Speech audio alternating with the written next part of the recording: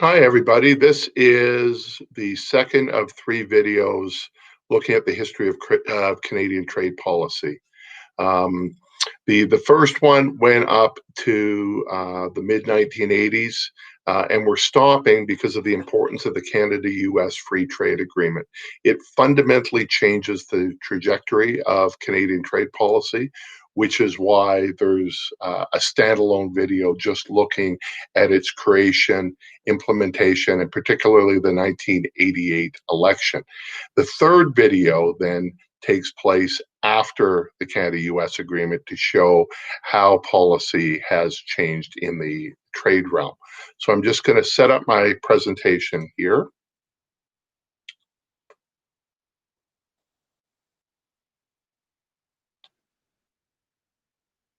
Okay, you should now be able to see my slides. And so the reason that we're looking at that is because of just how fundamental this shift was in Canadian trade policy. If you recall the first video, I showed how divisive the issue was between the major parties. Afterwards, there was a consensus, and there remains a consensus amongst both the Conservative Party and the Liberal Party to develop free trade as much as they can. And the breaking point was this agreement. It's also important to note just how unexpected the negotiations with the United States over free trade were. I'll give you just one illustration. In 1983, there was a leadership race for the Progressive Conservative Party, and John Crosbie was one of the lead contenders and was promoting this idea of free trade. Brian Mulroney, who eventually wins and becomes prime minister a year later, attacks Crosbie over free trade. And yet it is Mulroney, as prime minister in 1985, who starts the negotiations for free trade. And it shows how fundamental this shift was. To try to explain this, we're going to use a public policy theory that was developed by John Kingdon. So the students at Mount Royal are familiar with Kingdon's public policy model in Windows. This may be new to the people at the University of Alberta and the University of Lethbridge, so I'm going to explain this a bit. It identifies three separate areas. So there has to be a problem. And it's the problem sphere. Then we have a policies sphere. And then we have a politics sphere, such as in the aftermath of an election or a leadership change. When these three spheres come together, the identification of a problem, the identification of a set of policies to deal with that problem, and the political opportunity to implement that, when those three streams come together, it creates what is known as a policy window. And it takes a policy entrepreneur, or in this case, Brian Mulroney, to be able to manipulate the problems, the policies, and the politics with this policy window. But I should add that windows open and the windows close. And so next door to the policy window is what I call the trap door of disaster. And so if you don't hit the window as it's open, it can lead to government downfall and a lack of policy direction. So let's use this conceptual model and apply it to the Canada-US Free Trade Agreement. So the first sphere is the problem. The problem has to be an objective indicator that there's a problem. And it's some form of statistics, but there's usually a focusing event that gets them on the agenda. And what we saw in the early 1980s is that Canada felt that their access to the American market was vulnerable. Now, some of this was the policies of the Trudeau government at the time, the National Energy Program, the Foreign Investment Review Agency, and those will be discussed in a later video on investment policy. At the same time, in the early 1980s was one of the most severe recessions that Canada had faced up until the 1930s. And even now, when we look back at the recession of 1981, 82. It is worse than the recessions of 2008 or the current COVID recession. Unemployment was substantially higher, and inflation rates and interest rates were really high as well. So some real economic bad times in Canada. So there was a series of reviews looking at the Canada-US economic relationship. The Department of External Affairs, which is now Global Affairs Canada, was undertaking that. So was Industry, Trade, and Commerce. The Progressive Conservative Party wins the 1984 election on a slogan of jobs, jobs, jobs. So they identified the problem of Canada-US relations and the importance that that had on the Canadian economy. In particular, Finance Minister Michael Wilson believed that the Canadian economy had some productivity issues and was in malaise. And traditional tools of government, taxing and spending, couldn't work. Instead, you had to grow the economy, and he believed you needed to grow the economy via trade. So free trade wasn't just a trade agreement, it was in fact a much larger industrial policy to restructure the Canadian economy. So the second sphere is policies. You may identify problems, but you have to have policy solutions that you can then attack that problem with. And these policies can circulate within government, and they can also circulate outside of government. And the policy process is a separate thing than the problem identification. Obviously, you need some viable alternatives to address a problem before you can move forward. So there were policies coming within government. I mentioned those reviews that the Department of External Affairs and Industry, Trade and Commerce were doing. The Canadian business community, through the Business Council on National Issues and the Canadian Manufacturers Association, also were advocating for a free trade agreement to make sure we had access to the US market, the world's largest market at that time.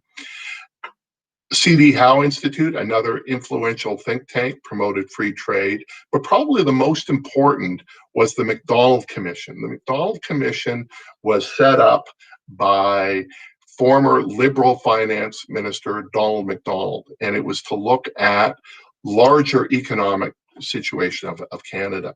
And the Macdonald Commission recommended what they referred to as a leap of faith for Canada to initiate free trade talks with the United States. So having a former Liberal finance minister gave it a bipartisan glow that the Mulroney government could take advantage of. Now the third one is the politics stream. This is the electoral stream, parties, pressure groups, and the role of politicians. It could be jurisdictional issues, it could be change in governments, and elements of the politics stream that are coming into play, of course, is the creation of a task force on trade led by Derek Burney, who would later become Mulroney's chief of staff, would later become Canada's ambassador to the United States. Again, as I mentioned, you had the Macdonald Commission, so a prominent Liberal also identifying this. Bringing the PCs in for really the first time in over 2 decades. The Clark government had only been in power about 9 months. Here, Mulroney wins the largest landslide victory in Canadian history in 1984. He has support right across the country, and he had campaigned actively on repairing the relationship with the United States. And Mulroney himself had very close ties to the United States as the CEO of an American-owned corporation. Both the province of Quebec and the province of Alberta, which were the basis of the Tory victory, supported free trade. And so there was the Shamrock Summit, and I showed the video of the Shamrock Summit in 1985, Reagan's trip to Quebec City. In March of 1985, Mulroney puts trade on the agenda. So we've got the problem stream, the policy stream, the politics stream, all coming into focus. But free trade was not inevitable. Even though we have these three streams coming together, that window opens and closes, and you have to negotiate with the United States, another very difficult actor to work with. So what you needed was a strong policy entrepreneur. Mulroney was that, and we'll walk through some of the steps that he took. So you've agreed to open talks, but you still have to negotiate the deal. For Canada, the basic objectives were we wanted access to the US market. We didn't want to be hit with countervailing duties and other tariffs. We wanted access to US government procurement. And so these are what Canada wanted. For the United States, they were looking for an agreement that also included investment, national treatment for investment. They wanted work done on intellectual property, and they wanted to deal with Canadian subsidies, whether those were things like supply management in the wheat area and dairy and eggs and chickens. There were common interests. We wanted this agreement to include services as well as goods. We wanted to include agriculture, and as you know, getting an agreement on agriculture is usually very difficult. Eliminating tariffs, and a binding agreement at the end of the negotiations. So for Canada, trade policy as a trading country is so important. It's at the top of the agenda. And for our major trading partner, and we have shown just how dependent Canada has been on the United States on both exports and imports, this was a matter of very high politics. And so we put together a top-notch team of negotiators led by Simon Reisman. Simon Reisman had been involved in pretty much every Canadian trade deal up to that moment, starting with negotiations of GATT in the late 1940s. It was given a strong mandate, and it was given lots of resources by the government. And it didn't have to worry about GATT. It didn't have to worry about other countries. It could focus exclusively on its negotiations with the United States. What about the American team? Well, the United States was the world's superpower. It was the world's largest economy. But trade, even with a country as important to them as Canada, was only one aspect. There were lots of other issues facing the United States in the mid-1980s. And so they set up a guy by the name of Peter Murphy, who was the United States Trade Representative. And his job wasn't just to negotiate with Canada, but he still had to deal with ongoing trade relations with other countries, most notably Japan.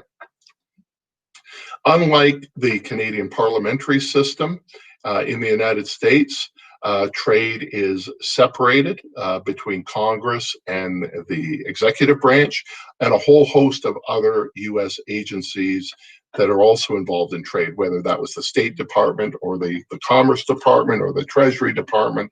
So Canada's approach was much more centralized, the American approach much more decentralized. And so the United States could view this simply as a commercial arrangement. Canada could not. Canada and Canadian identity was just as important in this deal as was trade. And there was issues around the cultural protection of Canada, the political independence of Canada. These were things that the United States didn't need to deal with. But what the US had to deal with was being a global superpower and having to work with trade, not just with Canada, but trade with Japan, dealing with the Middle East or Central America, or arms negotiations and the Cold War with the Soviet Union. And so while Canada was a much smaller country than the United States, we benefited by this focus that we had. And so, as I mentioned, the coverage of free trade was daily. Parliament was filled with it. The media covered it on an ongoing basis. The Prime Minister was personally engaged, as was Cabinet. The United States as I mentioned, Soviet arms control, issues in Central America, in Nicaragua and Honduras. There are still American hostages in the Middle East, whether that was Lebanon, whether that was Iran. Reagan was trying to deal with a large budget deficit. He was dealing with trade relations with Europe and Japan simultaneously. And so the level of attention in the United States was not the same as the level of attention in Canada. So there was a series of talks between 1985 and the fall of 1987. And they were suspended in 87. The Canadians walked away from the table because we were unhappy with the way the negotiations were going. But the US wanted this agreement, and there was a clock ticking. In a previous lecture, we've talked about fast track authority, which allows the United States to negotiate a free trade agreement and then send it to Congress for a simple up and down vote. And it prevents Congress from making amendments.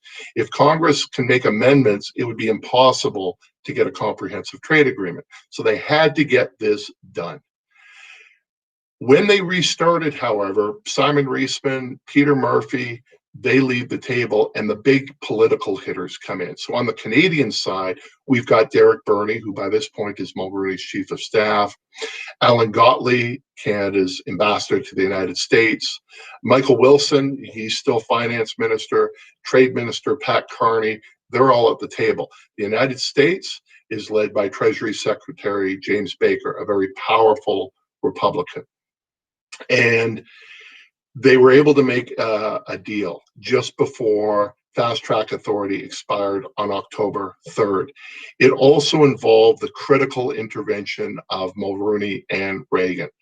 One of the things that Mulroney told Reagan was, if you cannot reach a trade agreement with your closest friend, your closest ally, your neighbor, Canada, how would you ever able to negotiate an arms control agreement with the Soviet Union?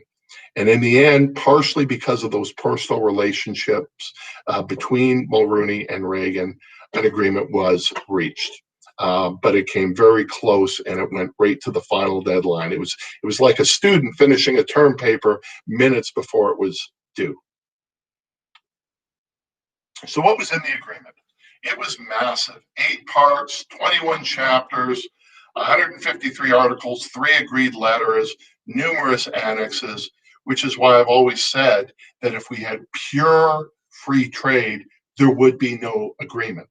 It would simply occur, and trade between Canada and the US would be the same as trade between Calgary and Edmonton. What this was managed trade, but a way of opening up much of the two economies. Now, some of this were simply consolidating things that Canada and the US had already agreed to under GATT, but there was lots of new features. The elimination of tariffs, but over a 10-year period. But it left Canadian many elements that Canada wanted protected remained untouched. So cultural policies, this is protection that we have in radio and in music and in television and in book publishing. We were able to keep that. Regional development, so a series of subsidies for poor parts of the countries, such as Atlantic Canada or Northern Ontario. Farm marketing boards, the wheat board, the dairy board, the egg and poultry board, those were all protected. And those were key goals that Canada wanted. So we wanted free trade, but we also wanted some things still left protected. We achieved secure access for energy. This was a primary goal that the Alberta government had. And the US was assured that Canada would be a reliable supplier and not cut supplies arbitrarily. So both got what they wanted on the issue of energy.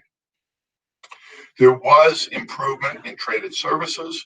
There was an agreement on investment, but not nearly as much as what the parties wanted at the time. Those would start to improve with further and subsequent agreements to the Canada-US agreement. Left out completely were government procurement. So, buy Canadian, buy American, those weren't touched. Agriculture was largely left out. Softwood lumber, which remains an irritant to this day, was left out. Intellectual property rights were left out. So while this was a monumental achievement, it did not cover every sectors of the economy. One of the key aspects was dispute settlement. This is something that Canada wanted. Canada did not want to feel vulnerable to unilateral US trade action. And so they wanted an independent dispute settlement mechanism for a trade dispute between the two countries.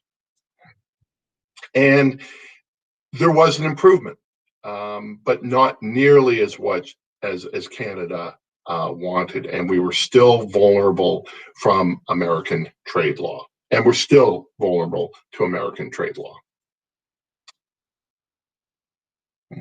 But it started to point us in the direction of dispute settlement that would be improved under NAFTA and would be improved under the World Trade Organization. The election. The election was really important. In the United States, the agreement was ratified quite easily by Congress. In Canada, because the Conservatives had a majority government, it was ratified in the House of Commons, but it went to the Senate. The Senate at this point, because it's an appointed body, but with the same powers as the House of Commons, was still dominated by Liberal senators based on the decades of Liberal governments and Liberal appointees. And the Liberal senators tried to block the free trade agreement under the direction of Liberal leader John Turner. They weren't able to block it, but they did force an election on the issue. And the 1988 election is one of the most important elections in Canadian history. And it identified two different brands of Canadian nationalism. The first, and emphasized by the Liberal Party, but also by the NDP, was about anti-free trade. It believed that given the size and scope of the American economy, that Canada needed the government to protect Canadian businesses from just the size of US businesses, and that the powers of the Canadian state were important for cultural reasons and political reasons as much as they were on economic reasons. The anti-free trade forces gathered in the Council of Canadians. There's Maud Barlow in the top. Mel Hurtig is down below. Those were prominent people campaigning against free trade. The Council of Canadians still exists to this day and is still campaigning against free trade. And it had a whole host of social organizations, church groups, environmental groups, Indigenous groups, women's groups. Mel Watkins, Duncan Cameron were economists tied in with the NDP.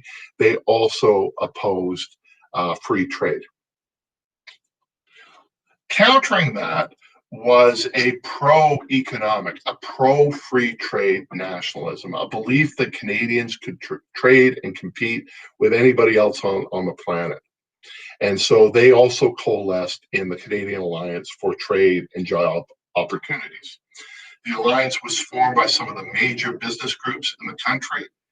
Richard Lipsey, a prominent economist, John Crispo, Thomas Taquino. So it was a real battle for the soul of Canada during this election. And rarely do we see in Canada an election over one issue. There were lots of other issues in the campaign, but free trade dominated like no other.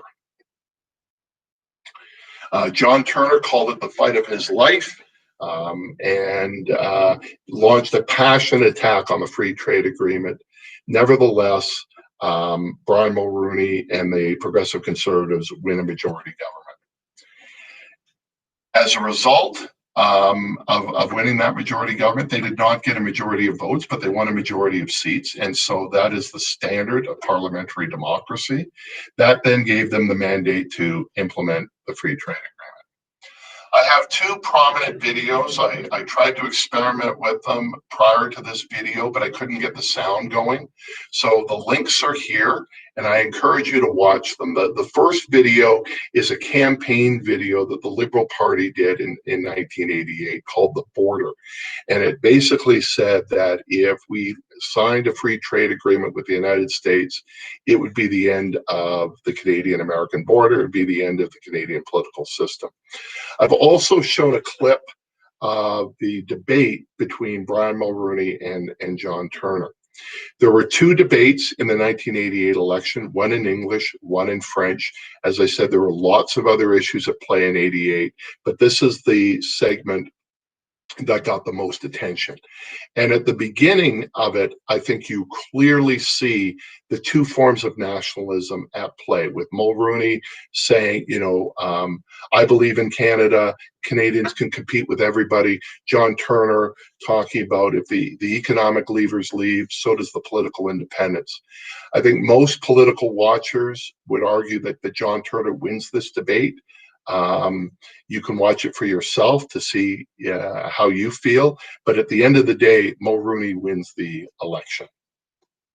So what is the legacy of the Canada-US agreement?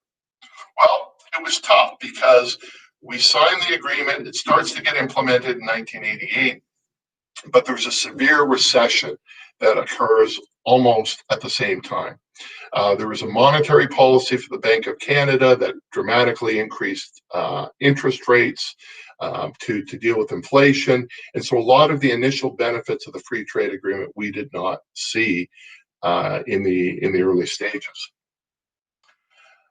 But over time, there was a dramatic increase in trade. So you can see that trade triples in the span of less than 20 years. And our dependence on U.S. trade has declined over time. There was also a huge investment in bilateral investment, Canadians investing in the U.S. investing into Canada. It was a bulwark against U.S. protectionism. Buy America, U.S. trade remedies still occur, but to a lower degree than they had in the past, with the exception of the Trump administration, which is a totally different topic. There was an improvement in settling trade disputes. Trade disputes still occur, whether that's steel and aluminum and dairy and softwood lumber. But there's a regularized pattern of trying to deal with this. Again, everything since 2016 has been slightly altered. But the fear of losing Canadian sovereignty and of Canadian identity that John Turner and the Liberals campaigned on 1988 simply hasn't happened. Canadian culture remained untouched. You still hear Canadian songs on Canadian radio. You still watch Canadian shows on Canadian television. Newspapers are still Canadian owned. Medicare was not dismantled. We didn't see the craze of American style private health care. So none of the real negative stuff that was talked about in the '88 election transpired. Dramatically improved Canada-US relations, and we're in a rocky period right now, but the Mulroney-Reagan and then Mulroney-George H.W. Bush periods were a time of very close relations between Canada and the US, not just on the economy, but we see it in other foreign policy, whether that was the Gulf War, for example. And we also have to remember that there was a really bad period of Canada-US relations under Reagan and Trudeau prior to Reagan and Mulroney. There was domestic economic reform. It was painful. That initial time period was tough, but Canadian firms did become more efficient. They did become more productive, as Michael Wilson predicted that they would. There was a psychological benefit and a belief that Canada, if we could compete with the Americans, we could compete with the rest of the world. It also led to future trade pacts, and a lot of what was in the Canada-US agreement were strengthened with the inclusion of Mexico in NAFTA. The dispute settlement that existed in the Canada-US agreement that was improved in NAFTA would also go in the World Trade Organization, and it became a template for other bilateral trade agreements. It also led, I'll just wrap this up.